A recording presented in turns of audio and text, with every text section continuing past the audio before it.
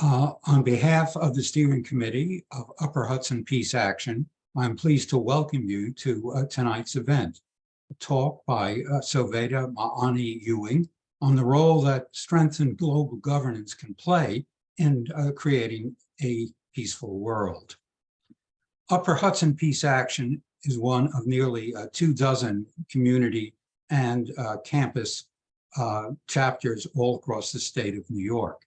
It is affiliated with Peace Action of New York State and National Peace Action, the largest membership peace organization in the United States. Upper Hudson Peace Action works to reduce military spending, secure nuclear disarmament, defend Palestinian rights, and overall to prevent and end the long nightmare of war. We sponsor meetings, vigils, rallies, films, and other forms of public education, and also lobby public officials for these purposes. During tonight's event, the audience will be muted and should stay muted, but you will be able to place your questions for our speaker in the chat feature. When you do so, please place a question mark before your question itself. After her talk is completed, a member of the Upper Hudson Peace Action Steering Committee will direct as many of these questions as possible to the speaker in the time remaining. If you are planning to submit a question, please do so at the end of her talk, as questions flashing on the screen during the talk are distracting, and also her full talk might deal with the issue that you raise. Before introducing Sovaida Ma'ani Ewing, though, I'm going to turn over the floor briefly to Sally Jones, the chair of the Peace Action Fund of New York State. Sally? Oh, thank you, Larry. Just a second. My name is Sally Jones. I'm with Peace Action New York State. We are an affiliate of National Peace Action. And the state affiliate was created in the 1990s when the upstate chapters and the downstate chapters got together. And right now we have 8 chapters all across New York State and 4 affiliated allies. And we also do a student organizing program. We have 15 campus chapters. So this is something we're very proud of, and we're work closely with National Peace Action to work on issues of resolving conflict and educating the public about the issues around peace and war. So thank you, Larry, for giving me a chance to talk about this organization that I love. Okay, thank you, Sally. We're pleased to be co-sponsoring this talk tonight, titled, "It's Time to Build a Supranational System of Governance, an Indispensable Foundation for Peace," by Sovaida Ma'ani Ewing. Sovaida, who was born in Kenya and has lived in numerous nations, has a Master of Laws degree and has practiced law, especially international law, for 2 decades. She's the founding director of the Center for Peace and Global Governance, a virtual think tank, an online forum that pools and proposes principled solutions to pressing global challenges. Additionally, she hosts a live video podcast, Reimagining Our World, and has written 5 books on peace and global governance issues, the latest of which is titled The Alchemy of Peace.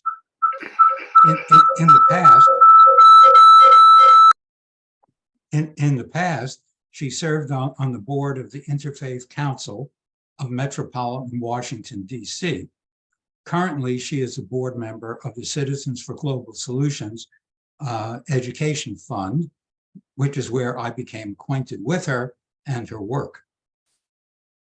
Over the years, I've noticed that members of the U.S. peace movement are often caught up in immediate crisis situations, and as a result, sometimes fail to look beyond these crises at the deeper factors that lead to international conflicts and at the deeper solutions that might be drawn upon to address them. And so I look forward to tonight's talk, which I think will provide us with some creative thinking about coping more successfully with the problem of war. So, Sovaida, take it away.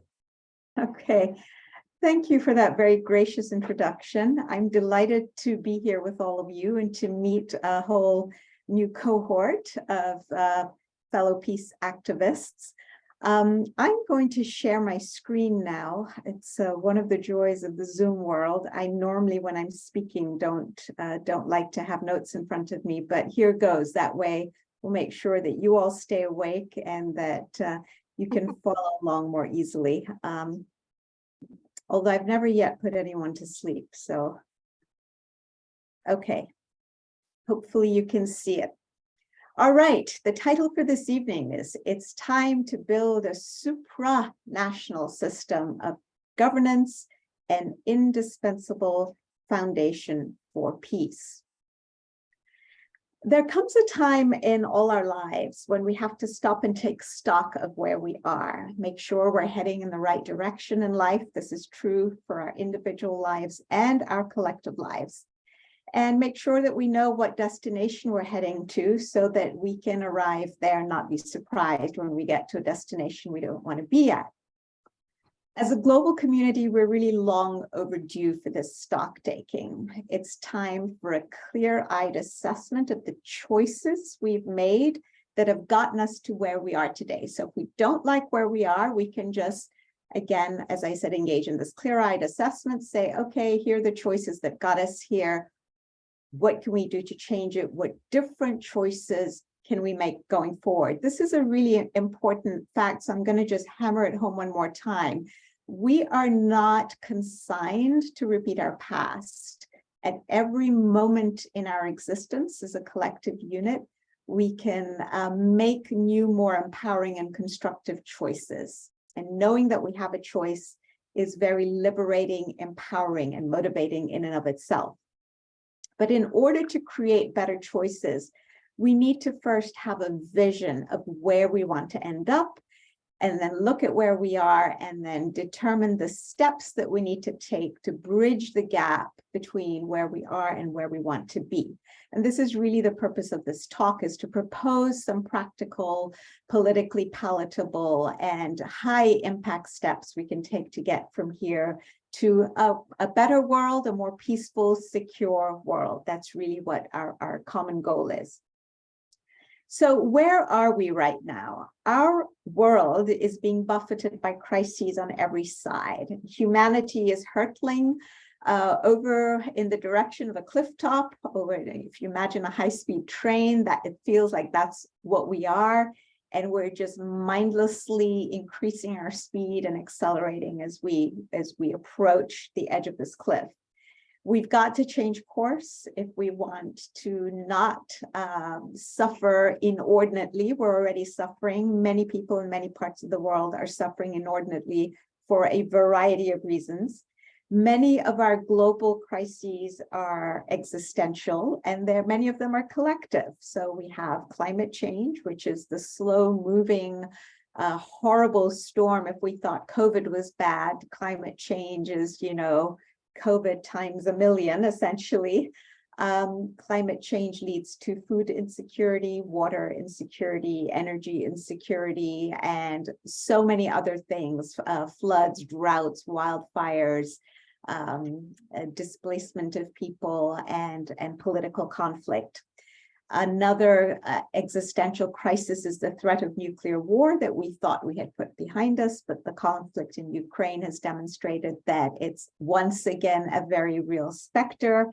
And there are actually a lot of potential powder kegs for a nuclear war around the world that could result from either deliberate or accidental use of weapons that have proliferated contrary to international law. And the third is the devastating conflicts, like the conflicts in Ukraine or in Tigray or in the DRC, the Democratic Republic of the Congo, or in Yemen or Syria or Myanmar. I mean, you just keep going, you know, Afghanistan, Iraq, on and on and on. Really, every corner of the world you look at, you see this. So we really, I believe, when I look at the world, I see that our options as a collective whole are twofold. We either unify and become more integrated, or we self-destruct. But if we're going to take steps to unify and stop ourselves from self-destructing, we first have to create some essential shifts in our mindsets, which require reading the reality of the social reality of our collective life correctly, and shedding a set of false assumptions and limiting beliefs that we've just mindlessly bought into and that are driving us like the operating system of a computer that we don't think about when we use a computer. Larry and I were just talking about challenges using computers.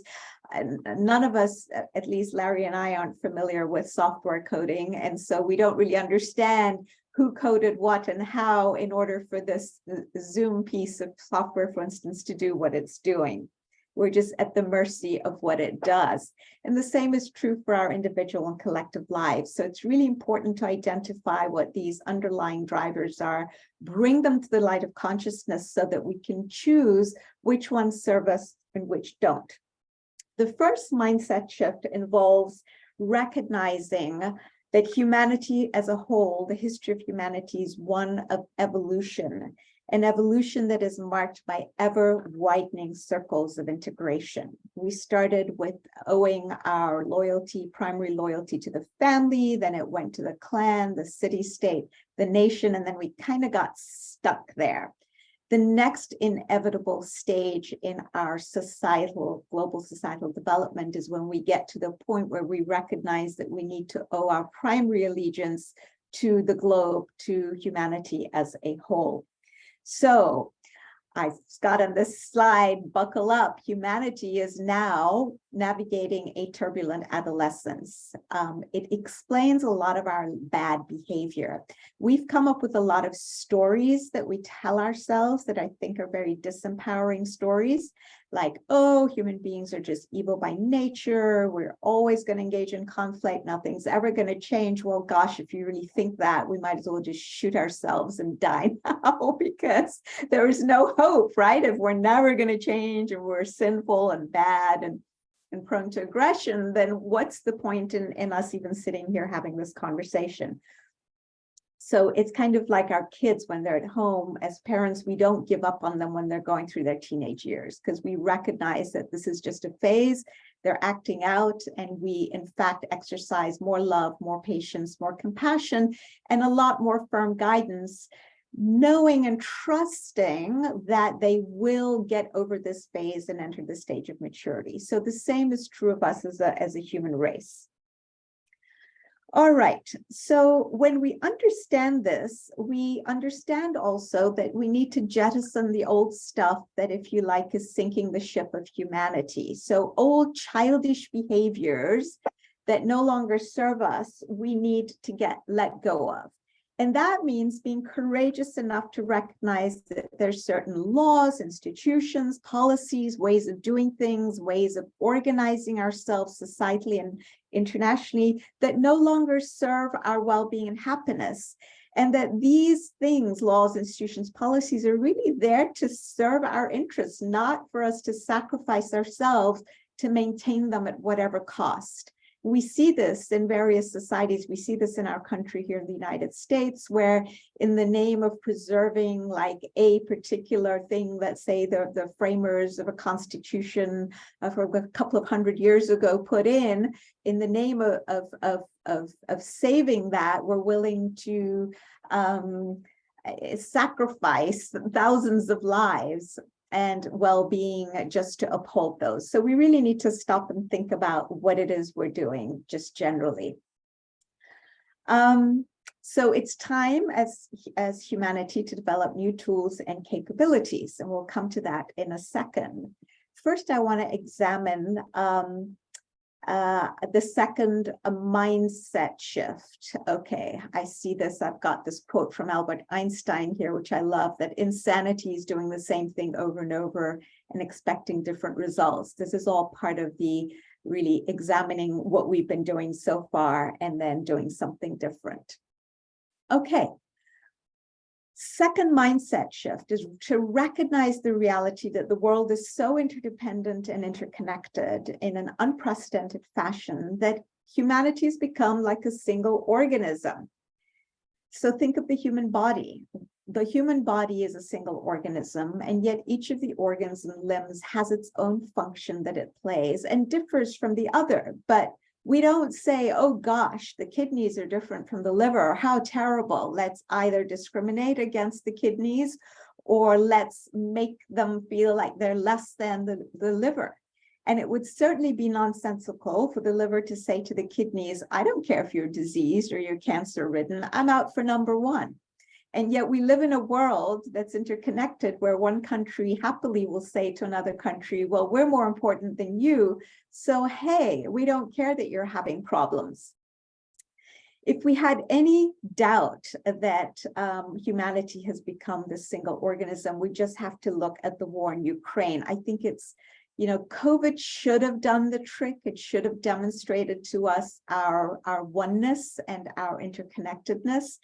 But some of us learned it, but there's a lot of learning still to happen. Then came the war in Ukraine. And what's fascinating to me is that it triggered this regional war, this war that normally we would have said, oh gosh, it's their problem, let them deal with it, has triggered a global energy crisis, a global food crisis, a global economic crisis. It has brought about again the specter of a war that could be a global war and potentially a nuclear war. And I just want to remind us that when we talk about a nuclear war, even if it were to be a very limited one, either in duration or geographically, I want to remind us, and for those of us who don't know, to raise awareness about what the experts have discovered, that even if we were to have such a very short nuclear war, say half a day or a day or so, they did this study apropos of Pakistan and India, that it would result, in addition to the death and destruction and radiation and the mushroom clouds and so on, it would result in 10 years of no summer that would lead to crop failures around the world and would lead to 2 billion human beings threatened with starvation. 2 billion. And that's just from one tiny little nuclear, geographically or limited nuclear war. So these things are not glib, and we haven't even gotten to climate change and all the other things that are also brewing and looming. So it is time, as we said before, to jettison old behaviors and to replace them with a new one. Now, there is a reality that we have to face as we think about new things that we need to embrace. And that is the fact that just as there are laws that govern our physical lives, like the law of gravity, you and I can choose to ignore it because we have free will choice. I can say, hey, I don't believe there's such a thing as the law of gravity. I'm perfectly entitled to it. But I would be pretty foolish to try to build an airplane not taking into account the law of gravity. Similarly, in the social realm, there is a law, I believe, that is the law of oneness. And some would say in the spiritual realm too. Some people don't believe in the spiritual. So let's just talk about social here. The law of oneness. It is a law that we need to respect, and yet we have blithely ignored it. And now we wonder why we see all our institutions, economic, political, environmental, etc., spectacularly failing us. It's like that airplane that is not flying because we failed to take into account the law of gravity / the law of oneness. So when we start to build new systems that are fit for this human race that is approaching the age of maturity, we need to start paying attention and taking into account the law of oneness. And I'm going to propose exactly how we might do this in a second.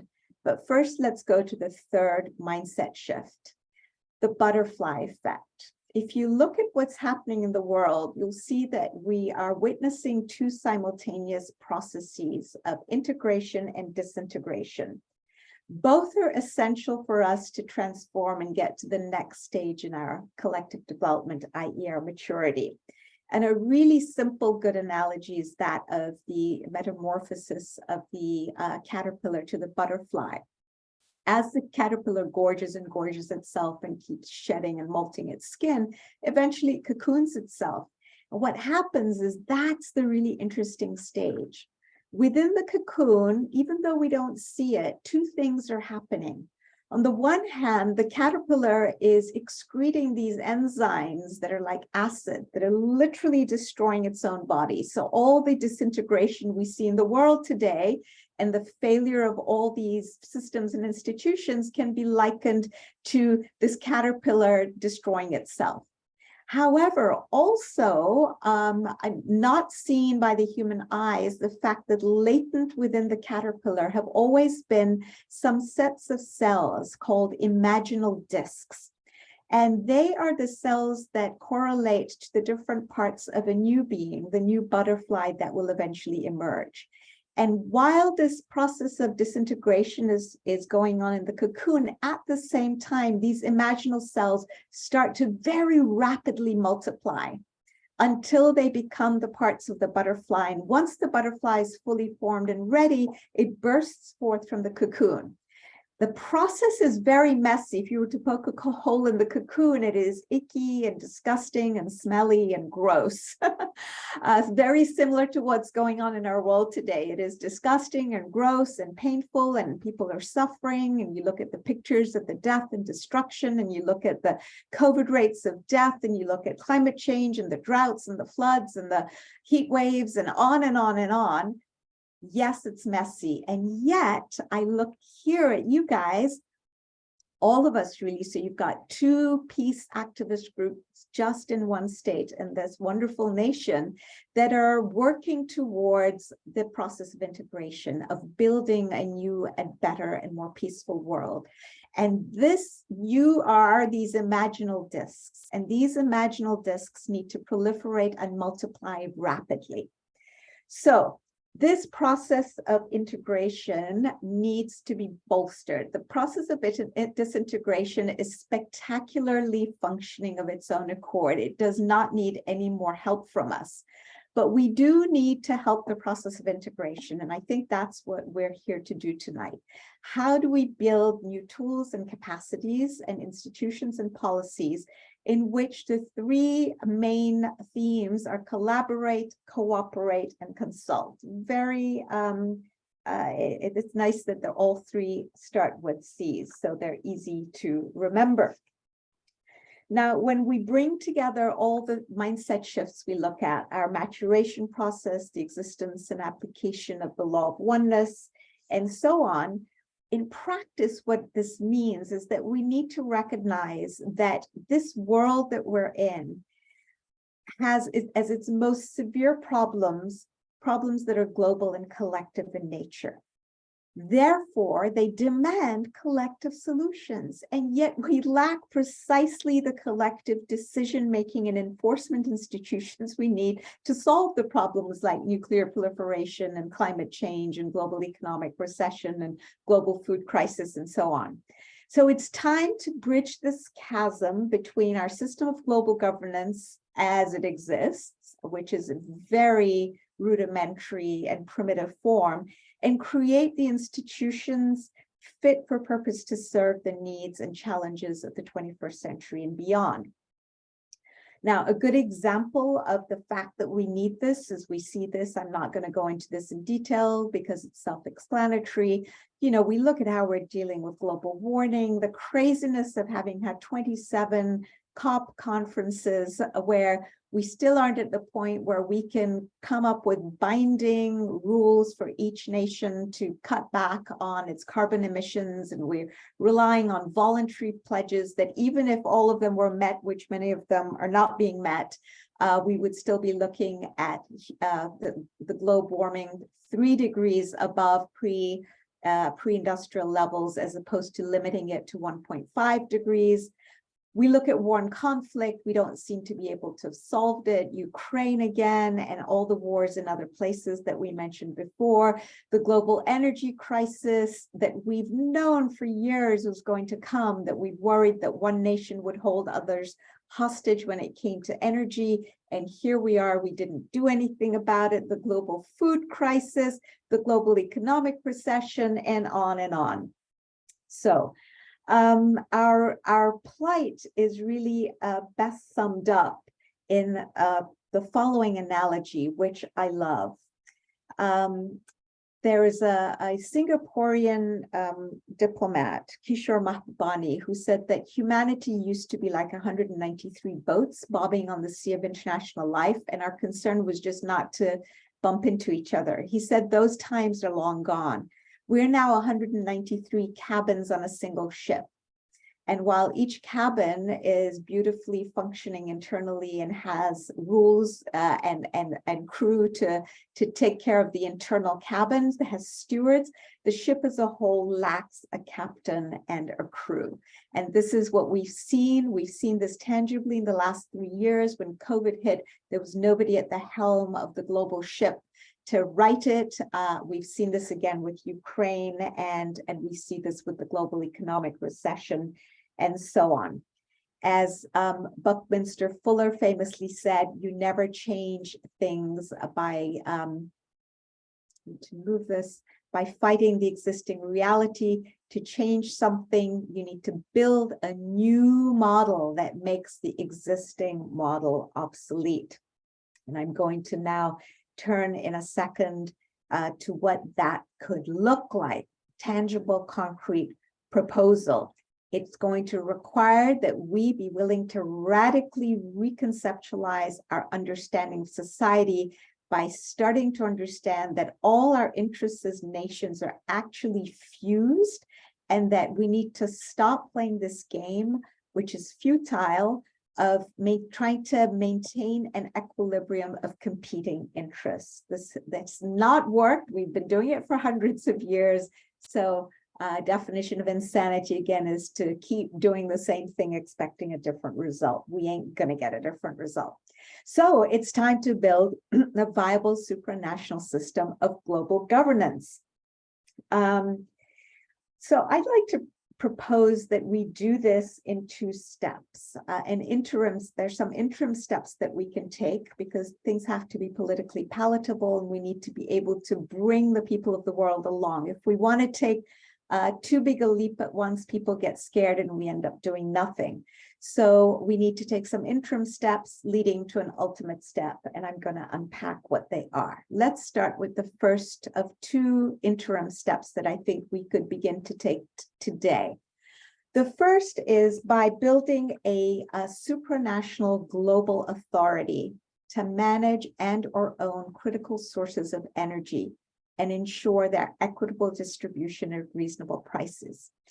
The goal here is really this. I think if we're to convince human beings that it is possible to have a supranational system of governance that works, we need to pick a narrow sector in which we begin, build something that's successful, demonstrate it's successful, build confidence, and then we can gradually build out. This was an idea that Jean Monnet, who was the father of the European Union as we know it today, came up with. And so I propose that the area we start with is energy, because by tackling the energy problem, we actually will be able to largely solve 3 of our major global challenges, what I call the triad of global challenges. The inequitable distribution of energy, which we're now, when I was writing about this 15 years ago, nobody was really thinking about this. The Ukraine war has really brought this home to us. That, wow, you know, we don't have, even European countries are seeing the price of energy go up 3, 4, 5, 6-fold almost overnight. People aren't able to pay their energy bills. And we also, let alone countries in a continent like Africa or Southeast Asia, where many people don't even have access to electricity or energy. So ensuring that all peoples everywhere have equitable access to energy on reasonable terms is a critical, really human right, I believe. The second is climate change. And the third is nuclear proliferation. These three problems are all interconnected. You can't solve one without tackling the others. So now, let's see. Let me quickly explain how the three are related to each other. If we are able to ensure that we have a global system where a certain supranational authority has the power to, it has the ability to see who is producing what amounts of energy and has the power to regulate the kinds of energy we can use, regulating the kind and quantity of energy will help us with global warming. So in other words, we stop burning fossil fuels, we move to renewable and clean energy. So we're dealing with the climate change problem.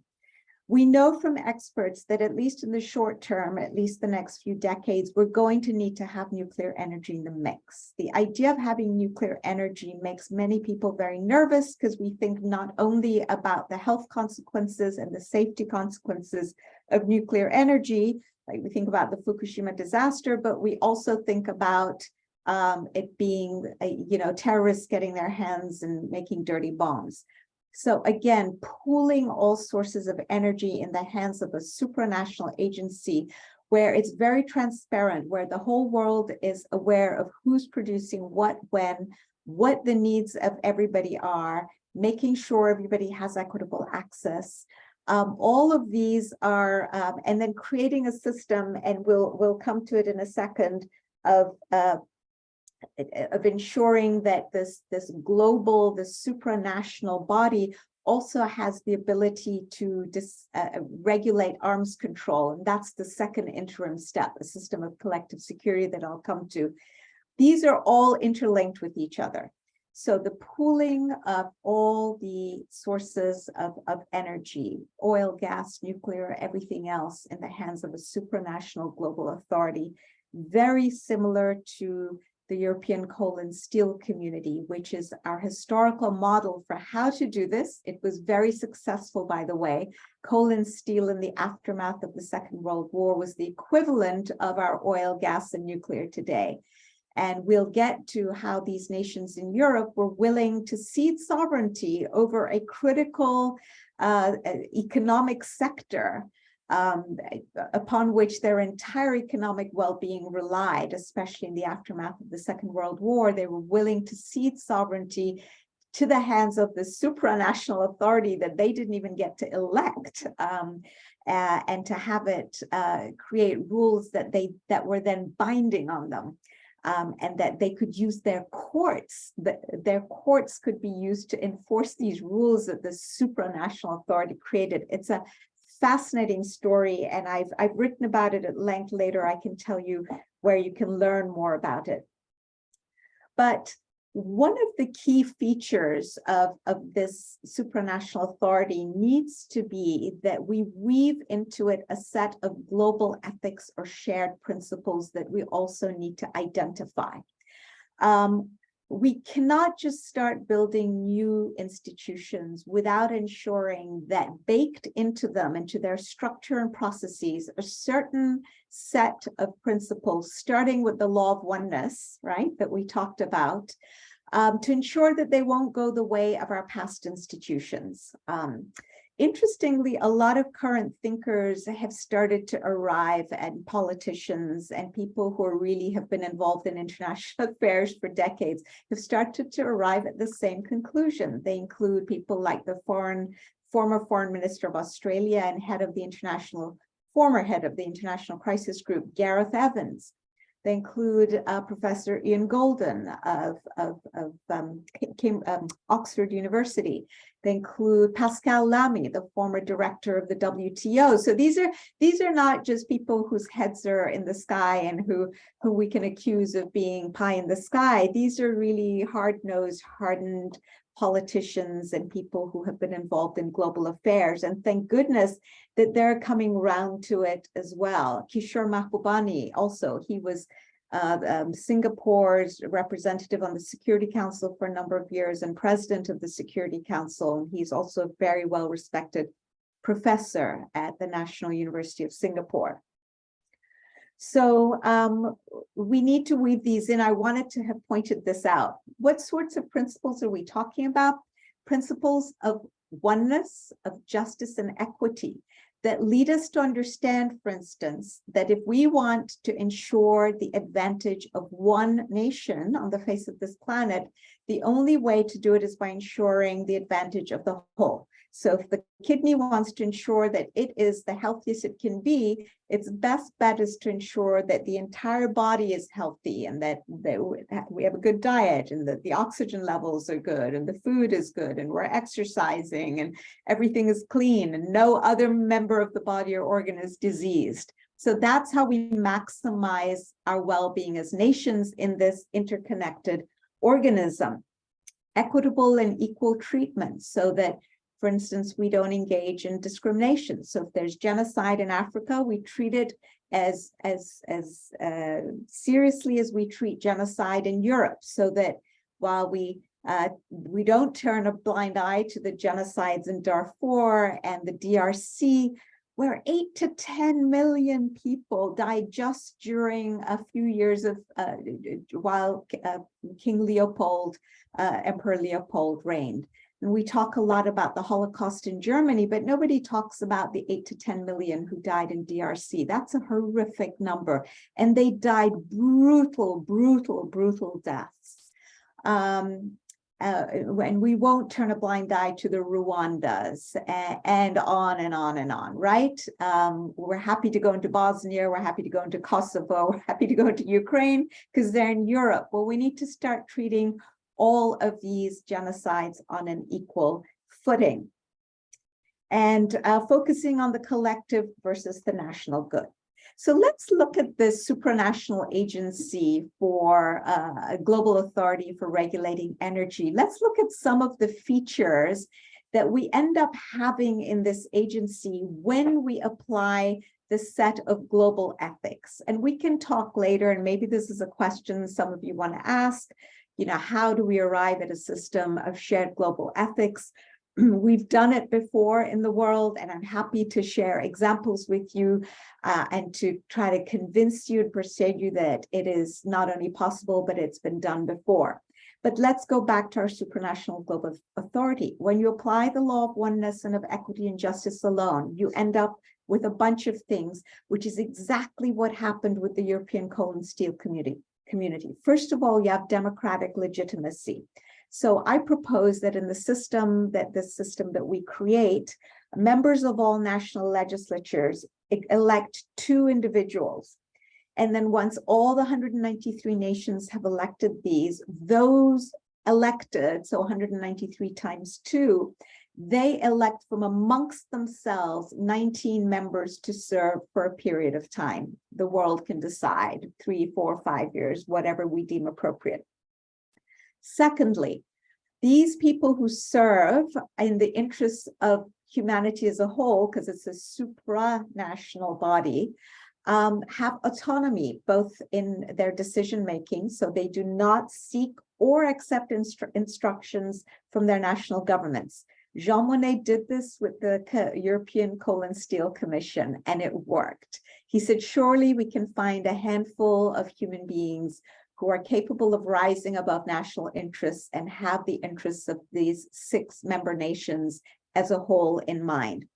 He also ensured their autonomy by ensuring autonomy of funding. So instead of national contributions, which is what we do with all our intergovernmental organizations, including the UN, which has caused such problem because those who contribute more feel like they should have a bigger say, namely the United States in particular, like we get to kind of boss other people around, tell them what to do, and understandably, there's a lot of resentment and pushback. So this way, there is no national contribution. The funding is done by taking a percentage of the proceeds from the sale of of the oil, gas, whatever, or the clean energy or the nuclear. Transparency, the supranational organization, because it has management and control of all these sources of energy, knows where stuff is being produced, how much, and more importantly, who needs what, when, on what timetable. One of the stunning things, even with oil and gas, is that there's not a very good transparent system of knowing what nations will need what amounts of energy when, and therefore we tend to lag behind in building kind of like LNG terminals or drilling. Even though we know we have reserves, we don't drill, and then all of a sudden we're caught by surprise, and then there isn't enough quantity, and so prices go up. I mean, it's just a crazy system. So we can do better. The power to invest in upgrade capabilities to meet demand, which is what I just talked about. Decision making. So right now, most decision making in international organizations is done by consensus, or where there's veto power in critical institutions like the Security Council. And it's basically hamstrung those bodies because the Security Council has not been able to discharge its main responsibility of maintaining peace in the world. So instead, we would act as a college for this institution for voting purposes. And as long as there's a quorum present, then a majority vote would be sufficient.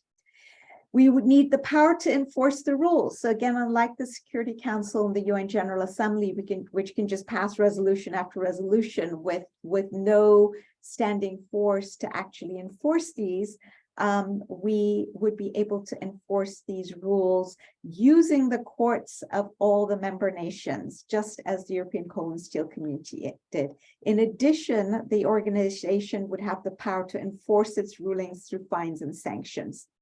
There are a lot of other elements, but I just wanted to give you a sense of what happens when you first identify a set of primary principles and then apply them methodically in building out a new kind of institution, the likes of which we generally don't see.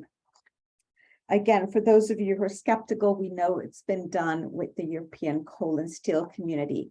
I will just very quickly mention a second interim step that I think we should start taking, especially given our experiences with Syria and then Ukraine. We have to create a viable system of collective security for the world. So in short, I propose that leaders, starting with a handful of core leaders whom we trust and who are distinguished and have as their goal just peace, nothing else, gather and establish a commission to determine the amount of arms that each nation should be allowed to keep and maintain, just in order to maintain order within its borders.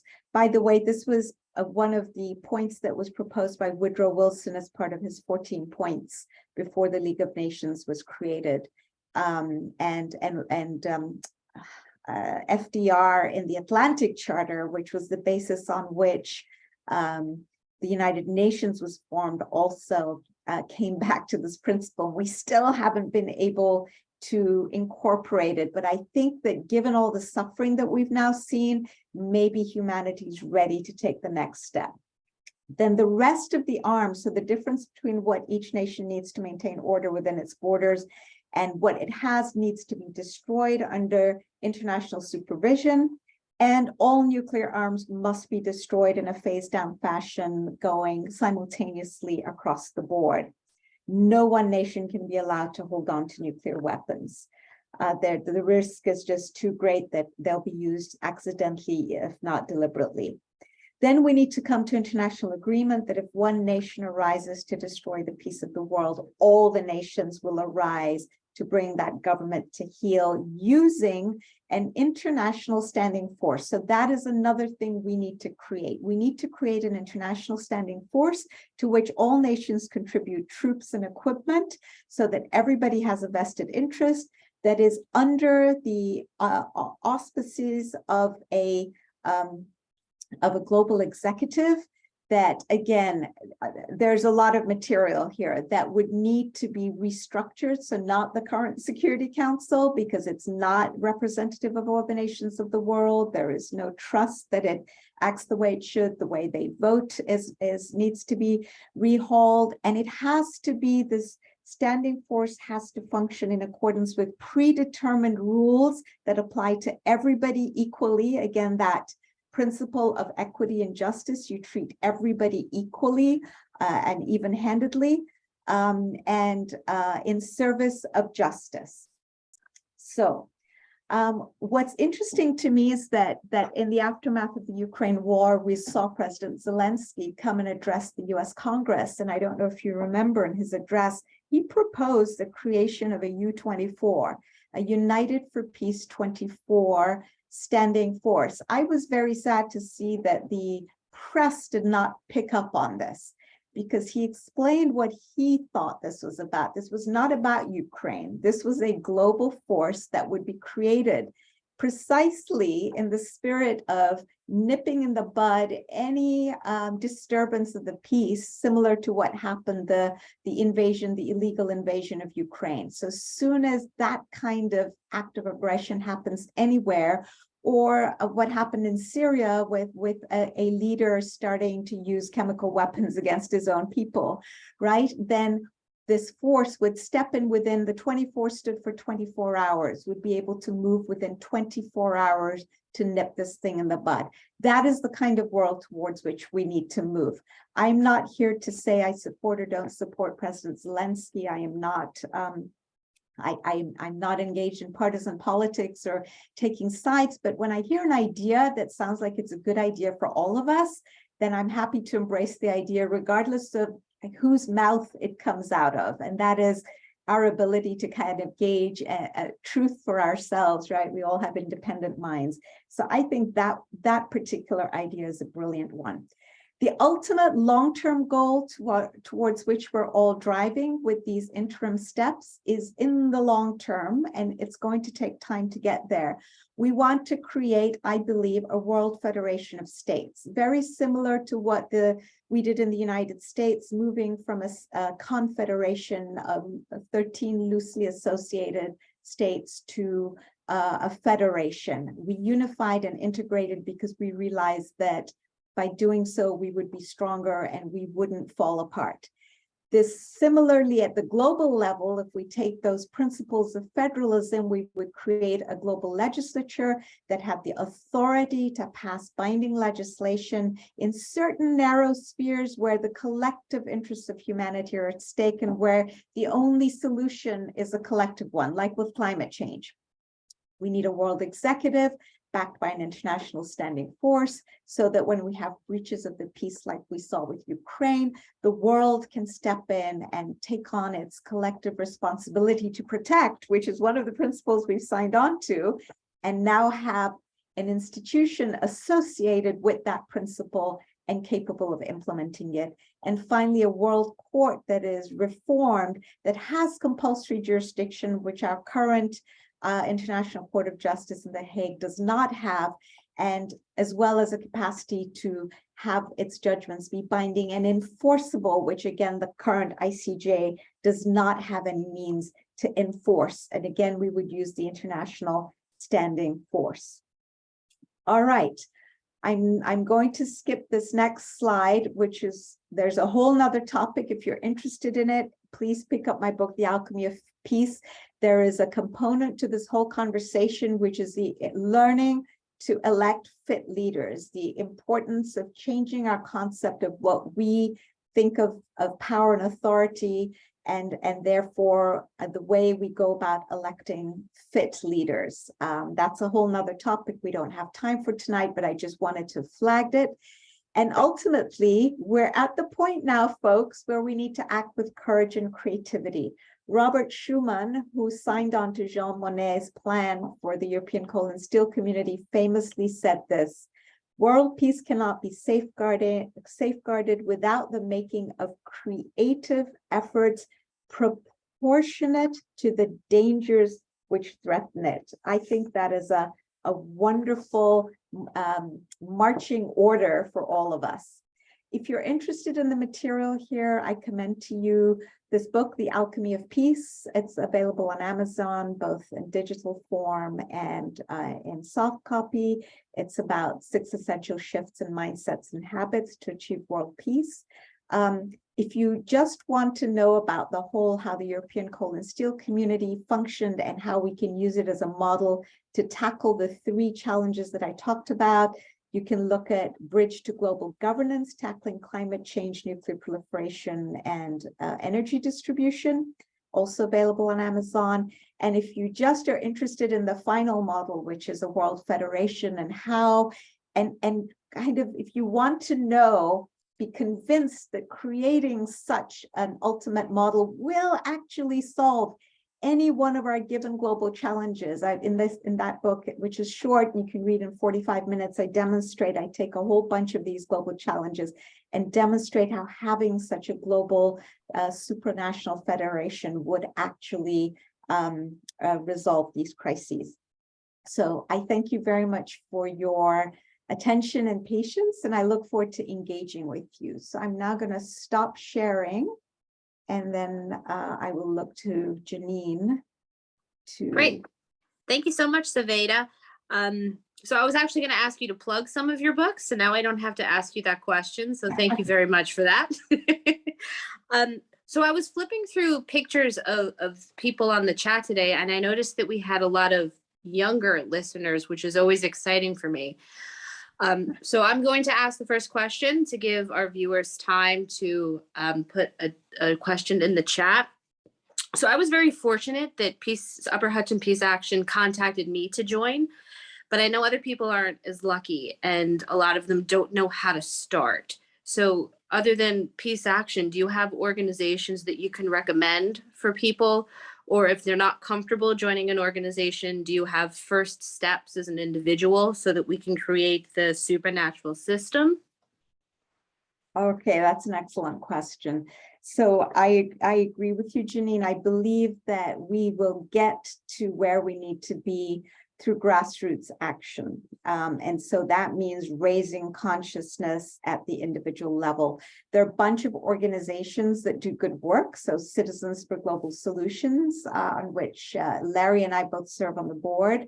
And the young, for those of you who are younger, there is a wonderful association, the Young World Federalists, YWF. There's another organization, the World Federalist Movement, that is an umbrella organization for a lot of us organizations. So what we're trying to do is each of us has started our own organization, and each of these is doing wonderful work. And, you know, it's as it should be, because I think in our own localities and nations and so on, I think it's very important to do whatever you can do. Don't even wait. You don't even need to join an organization. So here's what I would say to you. There's a lot of material on the internet. There are a lot of good podcasts, for instance. I have a podcast called Reimagining Our World. I go live once a month on Facebook and on YouTube.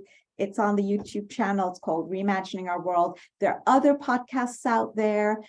There's the People Powered Planet podcast. And there are just a whole, so podcasts, young people love podcasts. So that's a really great way to go. Start listening to podcasts, share them with your friends, get on social media. When you get together with your friends, instead of just discussing, you know, the current, whatever it is you guys discuss these days. I'm not young anymore, so I have a 22-year-old, so I should know some of the stuff that young folks talk about. But, you know, have meaningful conversations, basically, about things that will help make the world a better place. And start having, actually, one thing we do here in DC is groups of us have what we call meaningful conversations. And we use Meetup, we use Facebook, we use, you know, various ways of getting the word out. And we tell people we're going to gather together on this day, either on Zoom or in person. And we just sit and we have these conversations where we raise our collective consciousness. So you don't have to do anything big and grand. Invite 2 of your neighbors over for coffee and have a meaningful conversation and say, hey, the way our world is not sustainable. We need to do something. What can we do? Are you aware that there are these ideas for creating?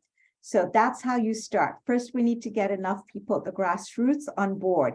Once we're on board, we will elect the kind of leaders who will take us to where we need to be, because they're in the decision-making chairs, right?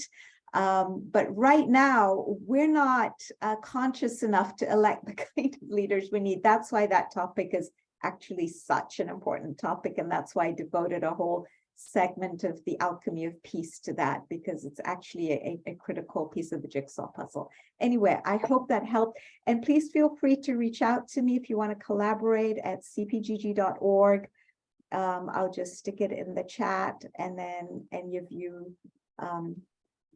if you go there, you'll see my contact information.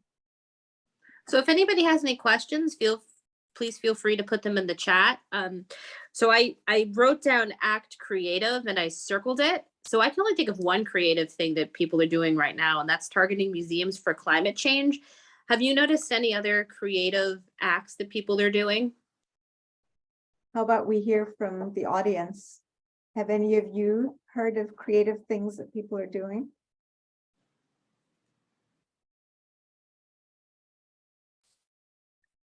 Well, again, I can tell you about our neighborhood here. So I live in Washington, D.C. I live in a particular part of the city. And we decided to have a conference, we called it a conference, it was a get-together at a local cafe. So it's my favorite cafe. We love to go and sit outside, especially during the pandemic. We got used to sitting outside. So we invited 30 of our friends to get together, and the theme of the conference was building a better world, okay? Who doesn't want to build a better world? So if you pitch something that everybody can sign on to, people came from all different, it was a very diverse group. So ethnically diverse, racially diverse, people from different walks of life, had different jobs, you know, from trainers to somebody who runs a school for young children in China, and on and on and on. Just and we had a conversation, including a conversation on needing a new system of global governance. So that is one creative thing that is being done. And by the way, people did this all around the world. There was a whole group of people that was active doing this. We had 8 of these just in DC, and one of them happened to be in our neighborhood. We have an interesting conversation going on in the chat that I would like you to join if you don't mind. Sally had asked if each of the 193 countries has equal vote, and some countries have much larger populations, is that democratic? Yeah. No, obviously we need to come up again. I think if you look at the experience of the United States, you'll get a good idea. Remember how much time the founding fathers spent at the Constitutional Convention about, you know, what would be a fair distribution of votes. And we have a bicameral system, and our senators are elected one way to make sure that the smaller states feel like they have an equal say, but then our House of Representatives is elected based on population of states. And so these are things that will need to be sorted out. There are a lot of people have done a lot of thinking on this issue, and there are a bunch of proposals out there. There are actually tomes that have been written. I think I'm not so interested right now in getting into the weeds, but it's important. It has to be fair, right? So you can't have a country of 1 billion people having one vote, and then a nation with, I don't know, 100,000 people having an equal vote. That just makes no sense. So we need to have weighted voting and all kinds of voting, but we can figure that out. The first step, though, is to convince people that we need it and why. This is the thing that I have discovered in all the work that I do, including my work as a coach, is that if you want to motivate people to do something, you have to focus on the why. Once people are sold on the why, the hows become very easy. Most of us start in life by asking how, and then we feel overwhelmed because we can't figure out the how. But what's fascinating is once you get energized by the why, The how becomes it's just a strategy. And through the process of consultation, which is a key, remember I said cooperate, collaborate, and consult. This has to be something that has to be done as a result of consultation between all the member nations. You and I can't decide for them what they're going to do. We can propose ideas, as Jean Monnet did, but ultimately for people to have buy-in, they have to feel like they were part of the conversation. So this question is long and I'm happy to repeat it. Please let me know if you need me to. As intermediate institutional stages toward, nope, that's right, sorry. As intermediate institutional stages towards global democratic governance, what roles could be played by regional federations like the EU on one hand and global civil society on the other? Yeah, that's a really great question. So actually in 2008, I wrote about this at the time, what I was advocating for, particularly with respect to a system of collective security, was that we start by encouraging those regions of the world that do not have economic regional organizations to form one. Because one of the things I noticed is that when we have a regional economic organization and states start to collaborate with each other to better their lives economically, at some, like the European Economic Community that then became the European Union, at some point, they're so successful that they become very vested in ensuring that this system doesn't fall apart, which means that they're interested in maintaining their own security as a regional unit. And that's when they start thinking about setting up a regional security organization. Now, the EU has had this conversation, and the EU is a little more complicated because many of the nations are part of NATO as well. So they've felt like they're under an umbrella already. But they've been having this conversation for many years and were very embarrassed when Kosovo happened in their own backyard, that they didn't have the regional capability to send their own troops in and deal with the problem, and that they needed to rely on the United States. They're still in the process of setting up a regional security organization. The African Union is another great example. Started with an economic entity, and they now have a standing force of their own. And it's been actually successful in thwarting or stopping things from escalating in some instances into full-blown war. So it has a wonderful deterrent effect. I think we should start creating others. I think the Middle East, the GCC, the Gulf Cooperation Council, they've been talking about it for a number of years, but they haven't set up a regional security organization.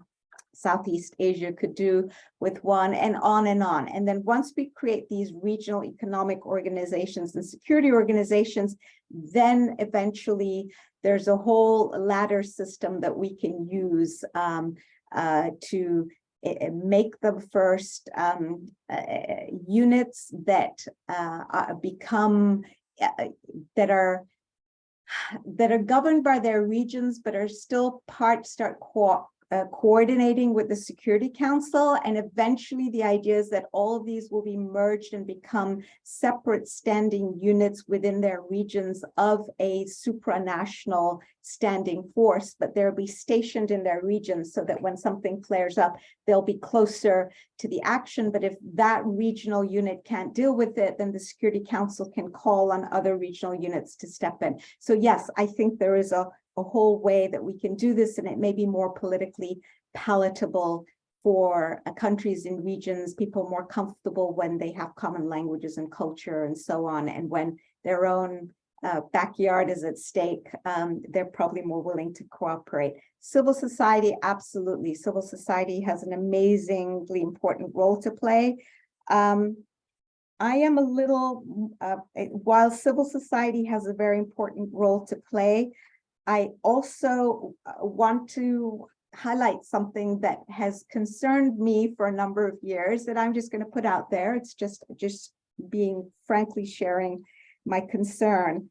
Just as lobbying is unfair because you get a small group of private interests get to have get the ears of decision makers in a way that I believe is completely unfair, because you don't get a balance of what everybody's needs are. The same can apply if we're not careful with civil society organizations. So I've seen civil society organizations who have a disproportionate influence, even though we're all self-appointed. Nobody elected us, right? Anybody can start a nonprofit organization and a civil society organization. And while we can do a lot of wonderful good, in other words, hear the grassroots voices and funnel them to the decision makers, we have yet to come up with a system where this is done completely equitably, right? So that everybody gets an equal chance. And I see this happen all the time. And I see like people who serve in civil society organizations who already had relationships with muckety mucks in power, and they're doing backdoor conversations. And even in fora that are supposed to be for all of civil society, they get the ear of the decision maker and the rest don't. And so we just have to be very aware that this stuff goes on, and we need to work with each other to make sure that everybody is given an equal opportunity. So yeah. I know A really that- great point. And I know that a lot of people can feel burnout after doing this for so long. What can you talk about staying, positive and staying inspired to keep on doing this? So I know I felt burnt out. yeah. So first of all, is recognizing that you can't deal with the problems of the whole world single-handedly. I have to remind myself every morning that I'm just a drop. And the goal is, remember we talked about the imaginal discs that need to proliferate for this butterfly to be born. So I am just one. So first of all, it's very humbling. And when you approach things from a space of humility, which is very hard in today's world, and by the way, that's another one of the banes of civil society organizations.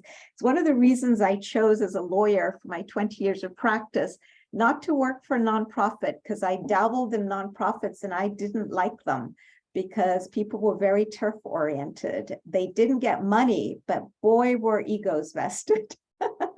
This was my idea. This is my turf, and that's the kind of stuff that can lead to burnout. I do a lot of coaching of people, and it's the space you're coming from mentally and emotionally that contributes to burnout. But if we keep things in perspective and recognize I am just one person, it's my responsibility to do my best. What can I do to bring as many people on board, but what's sustainable? So again, start locally. I find that engaging at the local level is wonderful. So I'll just give you an example. So lately, through Citizens for Global Solutions and working in conjunction with the World Service Authority and a Center for Peace and Global Governance, we started a pilot project that actually started 2 nights ago, where we went into a local university. It's an undergraduate university for low-income women of color, especially.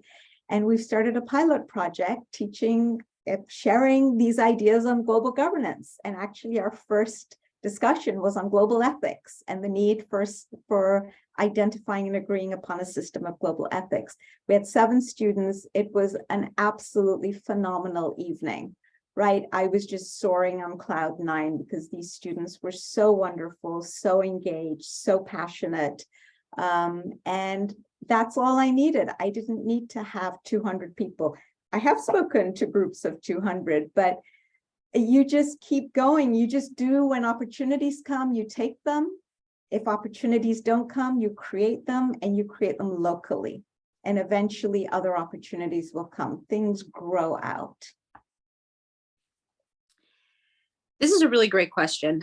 It's a small question, but it's a great question nonetheless.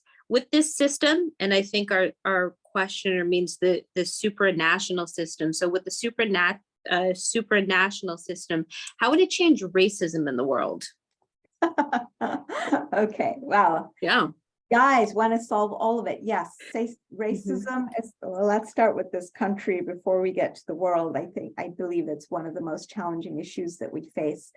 So this is based on my own belief system now. I believe that the first step before we can address so many of these social ills that we have, and there are many of them.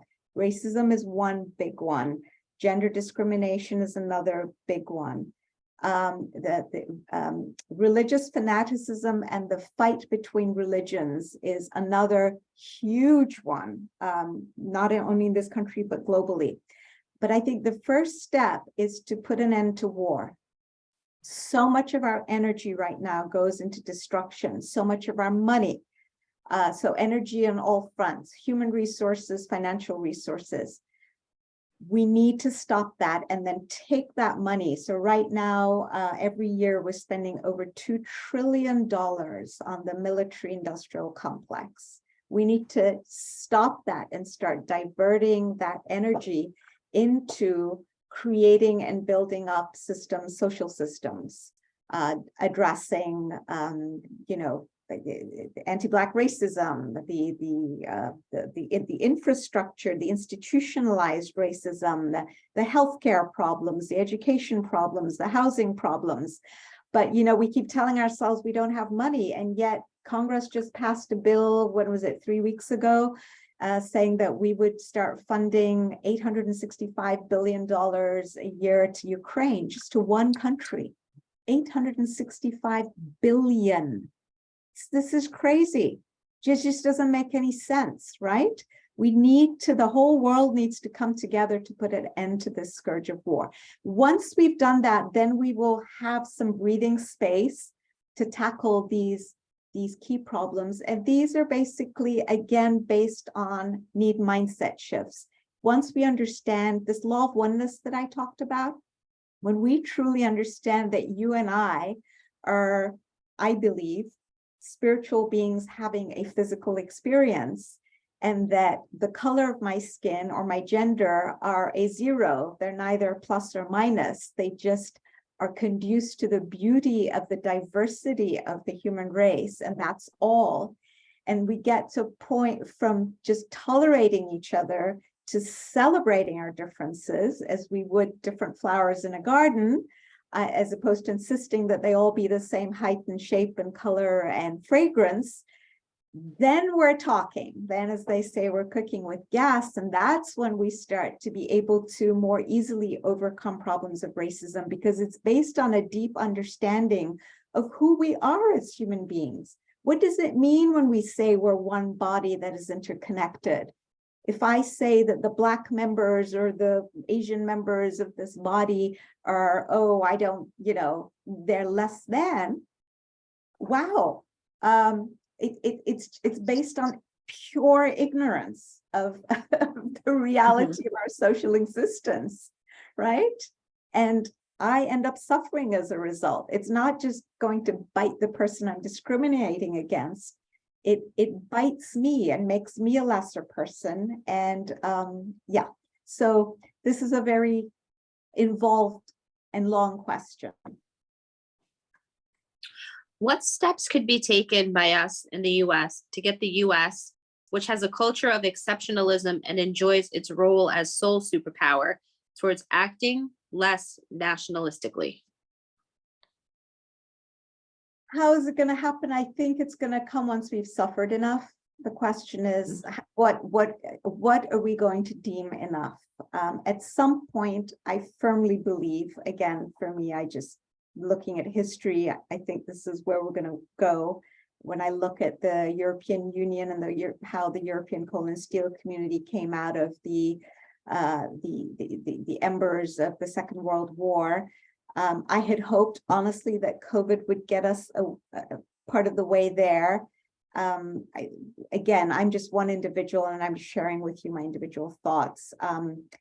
It's become clear to me that we're going to need to suffer a lot more. I think, given the degree of proliferation of arms in the world, the degree of disunity between the nations of the world, especially large nations, I very much fear that we are going to have another world war, if not now, a few years from now, and likely a nuclear one, unless we really pull back rapidly from the brink. We've gotten too complacent. I don't know why we think we can amass arms and that we aren't going to use them. The more you amass arms, the chances of using them just goes up. And it doesn't take, when you study some of the near misses we've had, like with the Cuban Missile Crisis, with the crisis we had in the 50s over Taiwan, we came this close to all-out nuclear war. And it happened all by accident. Nobody intended for it to happen. What ends up happening is a series of missteps that people on both sides make, because they don't really understand each other's mentality. They miscalculate, they make decisions without properly communicating. And all it takes is a moment even of anger if it's going to be deliberate. And that's it. Once the flare has been set, the thing has been ignited, then, as I said, even limited nuclear war, we looked at that, could result in 2 billion people starving, not to mention all the other death, destruction, and maiming that will happen as a result. So, yeah, I think suffering, we're going to get there.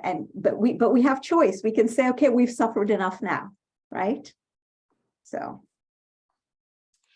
this is a very long paragraph that has 3 questions in it. So we're just going to take it at a question at a time, not to overload you. And so it starts with political versus economic development. When groups come together to combat the idea of world peace, are we barred by our own views in terms of development due to politics versus actual change that can help build stronger nations that can efficiently partner as single as well as team player to better enhance living, work, and conditions? Do you need me to repeat it? yes, please. Sure. When groups come together to combat the idea of world peace, are we barred by our own views in terms of development due to politics versus actual change that can help build stronger nations that can efficiently partner as single as well as team player to better enhance living? Okay, whoever wrote that question is very complicated, but if I've understood what I'm going to share with you based on my understanding, so forgive me if I'm wrong. So if we're going to come together to work, yes, of course, our mindsets are going to get in the way, and also certain habits. So for instance, let's just take this country. The degree of polarization that exists within our country itself right now makes us far more ineffective. If we want to be an effective team player at the global level, to be able to bring along other nations to work with us to create a global supranational system to make peace in the world, we need to get our own act together. We need to clean up our own backyard.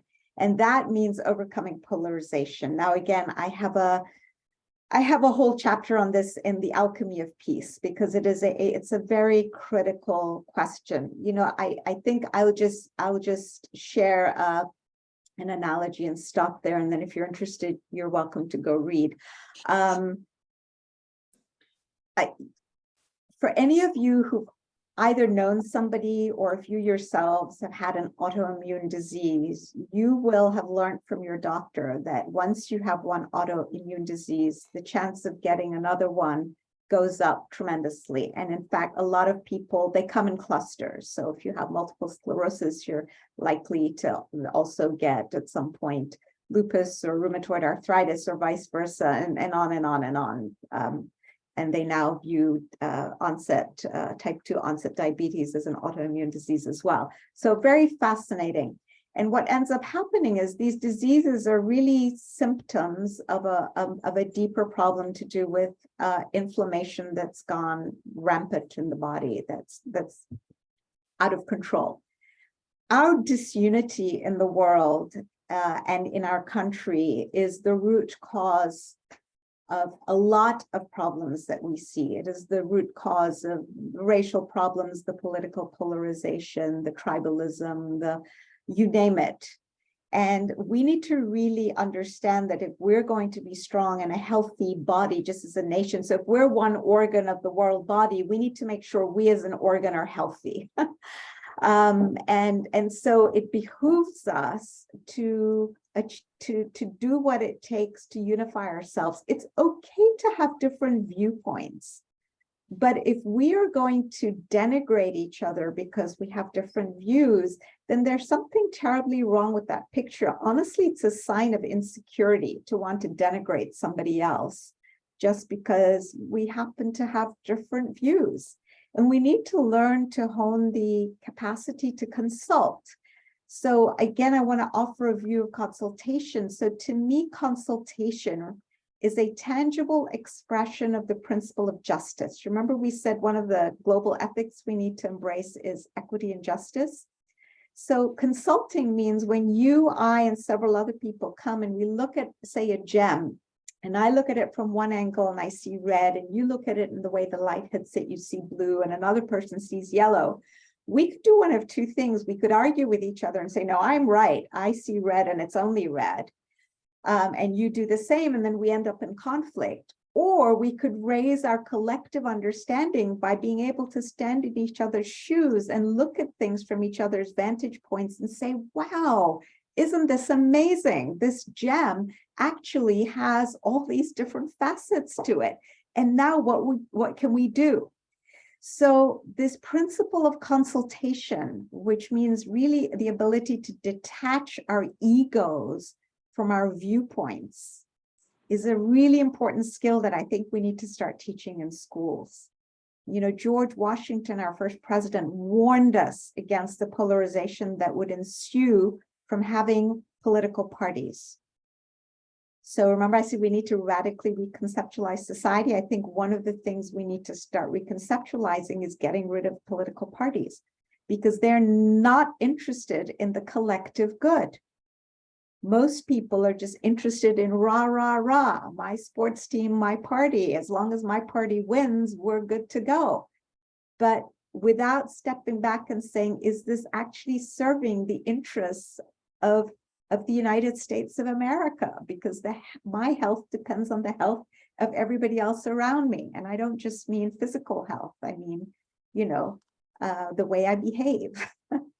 So again, these are all intertwined, complicated conversations. And the person who wrote this question clearly can see that everything is interconnected. Yeah. You actually answered his other two questions in your response, which was perfect. So now I don't have to ask those questions to you. It's about 8:25 right now. So I just want to thank you for giving your talk. And I want to end with the comment that Douglas Klein wrote that I think is very beautiful. We all need to understand that nobody wins in a nuclear war. I think that's a great way to end the conversation tonight. Yep. No kidding. And we need to have this conversation to let people know, because I don't think a lot of people don't actually understand. They think, again, if it happens over there, if it happens in India and Pakistan, if it happens over Kashmir, if it happens over Taiwan, it's far away enough, you know, that's okay, we'll be okay. People are always shocked when I give them the statistics about how many billion will die and how it will affect the global economy. These are really all fascinating studies that have been done by experts. And, you know, 10 years, no summer around the world, really? I mean, I don't think people really think about what it means. So. I agree 100%. And I think everybody in the chat and everybody on the call will agree with that 100%. Well, this was wonderful. I want to thank you on behalf of our Hudson Peace Action for joining us this evening. I want to thank everybody who participated. We got to just about all of the questions, which is wonderful and doesn't always happen. So that is great. If anybody wants to unmute themselves and say